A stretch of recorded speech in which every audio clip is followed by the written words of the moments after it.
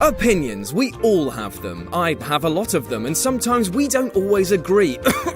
Skullomania sucks. But I take it all in my stride when you guys don't see eye to eye with me because I'm a big boy and my feelings getting hurt isn't the end of the world. What is nice, however, is when we can all agree on something, like classic video games, as there are a selection of almost untouchable titles revered by gaming circles young and old. But sometimes a classic is outdone by its own offspring, like the old man having to give way to some upcoming young buck who's taller, better looking and more sexually virulent. In your face, Dad. And while this list is sure to annoy the purists across several different franchises, I'm Jules from WhatCulture.com and here are 10 video game sequels better than their classic originals. But here's a few bits of admin before we continue. I'm going to steer away from games which made the jump from 2D to 3D or from one perspective to another, only because it's not really comparable to put two games side by side if they don't even comply by the same mechanics. With that said, let's crack on. Number 10, Super Metroid. When Metroid dropped on the NES back in the neon-soaked glory days of the late 80s, it wowed gamers with its fresh approach to exploration and adventure, as it plopped you into the space shoes of bounty hunter Samus Aran. Much like my one-man airhorn band, this was a tough act to follow, but Super Metroid knocked it out of the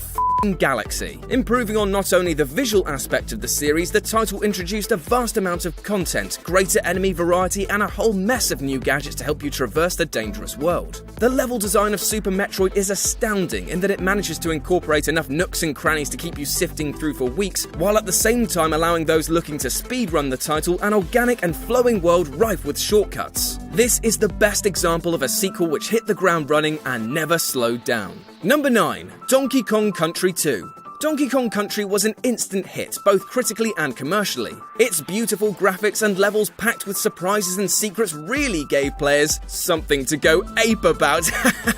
Oh, come on, loosen up. However, by the time the inevitable sequel rolled around, the sheen had begun to wear off. Furthermore, the PlayStation was starting to make waves and games were entering a new fully 3D era. But there was nothing primitive about this apparently passé primate platformer. Whereas Donkey Kong Country had perhaps lacked a little in variation, Diddy's Conquest provided it in oodles. As the levels approached a whole new degree of hyper-designed perfection, every square inch of the map was precisely plotted with nary a misplaced item, enemy or object. It's really top banana. Sorry, I'll stop. Number 8, Tony Hawk's Pro Skater 3. When Tony Hawk's Pro Skater meloned its way onto the PS1, it opened many gamers' eyes to the alternative counterculture of skateboarding. Its mixture of arcade score chasing and a soundtrack that was certified PH fat was addictive and thoroughly enjoyable. But how do you perfect on that? Well, Tony Hawk's Pro Skater 2 gave us tighter controls, iconic levels, and introduced us to the manual, meaning that tricks could now be chained together into huge combos. And so how do you improve on that? Well, firstly, not this!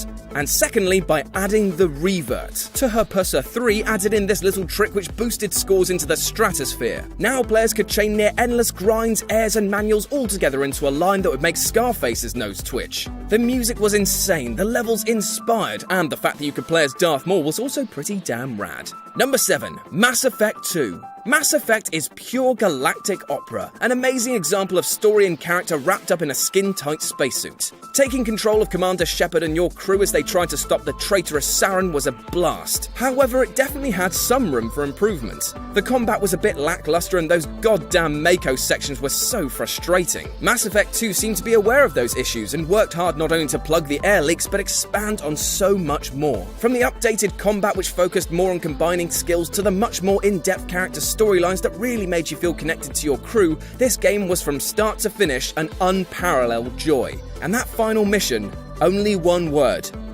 damn. Number 6, Monkey Island 2: LeChuck's Revenge. Hard as it is to believe, there was once a time when adventure games were king, and undoubtedly the king of kings was the secret of Monkey Island. Ron Gilbert's piratey puzzler re-evaluated how the point-and-click genre should operate. The title was a cerebral, story-driven stunner which rewarded brains before fortune, and it quickly became regarded as one of the finest games of its era. As soon as The Secret of Monkey Island was released, production on its sequel began immediately. Given its quick turnaround, the cynics naturally anticipated that this hasty sequel would be nothing more than a rushed cash-in. But it bloody well wasn't though, was it? The charming wit was ramped up to unequaled levels, the locations expanded, and the puzzles were more juicily devious without being circuitous. It's just an all-round Jolly Roger of a good time, okay? Number 5, Sensible World of Soccer. I don't really get on with football games, simply because I'm terrible at them. I've played nearly every FIFA out there, but I can't ever seem to break the skill ceiling to truly get the most out of them. However, I love sensible soccer. The fluidity and frantic pace made it feel like a game of Pong with 22 paddles, and was just so fun that countless matches and friendships could pass in a single sitting. Sensible World of Soccer improved on this even further, by adding in a considerable management mode, which at this pre-internet time was absolutely breathtaking. This meant that not only did you have a game which was never short on action, but also one that was in no way shy of stats. And as every Football Manager fan knows, stats are everything. Number 4, Miss Pac-Man. Pac-Man was a global phenomenon. The gaming world simply had never seen anything like it. Sure, he was just a yellow circle with a mouth, but what an icon he became. Miss Pac-Man was also extremely popular, but the capacity to amaze no longer existed. Literally everybody had experienced the wonders of Namco's first Maze Muncher. Yet the follow-up was so much more than just the yellow pill fiend with a bow slapped on his head. The sequel introduced new maze styles in addition to gently refining the gameplay which had made the original so nefariously addictive. And that meant that the cabinet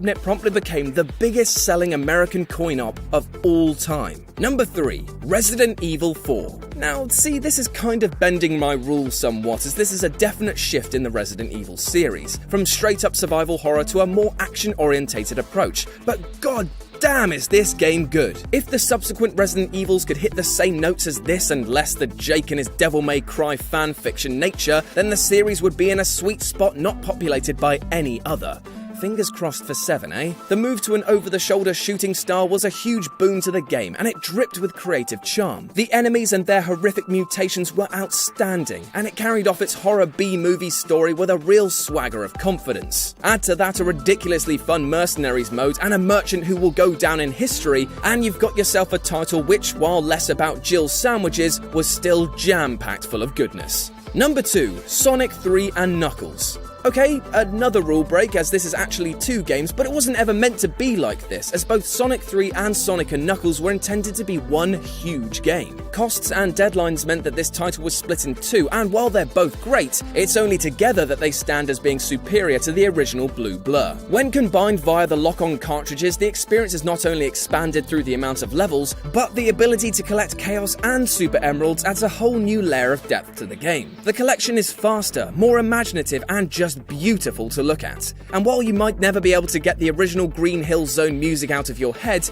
this twin titan will certainly blow your mind. And number 1, Pokemon Gold/Silver. There are some who insist that the only Pokemon worth caring about are the original 151. Whilst I don't necessarily agree with it, it's not an unjust sentiment. It's difficult to argue that subsequent generations of pocket monsters have captured the inventiveness and charm of the original. But that's not to say that the later games haven't fared better than the first when it comes to gameplay. Pokemon Red and Blue were and are all-time classics, but try replaying them in their original form today and there are many parts of the experience that are just difficult to go back to. Gold and Silver pretty much fixed everything. It wasn't just more monsters. The world was awash with beautifully saturated hues. 2 new types were introduced and the previous imbalances were addressed. We also got shiny Pokemon and EV values, alongside a day and night cycle. In short, the whole adventure just became slicker, grander, better. And that's our list. Do you have any sequels which blew the original out of the water? Well, let us know about them in the comments section below. And if you want to grow up in my shadow, then you can do so here or on my personal Twitter, RetroJ with a 0. If you enjoyed the video, then like, share and subscribe for more. As always, I've been Jules for WhatCulture.com, and I'll see you soon.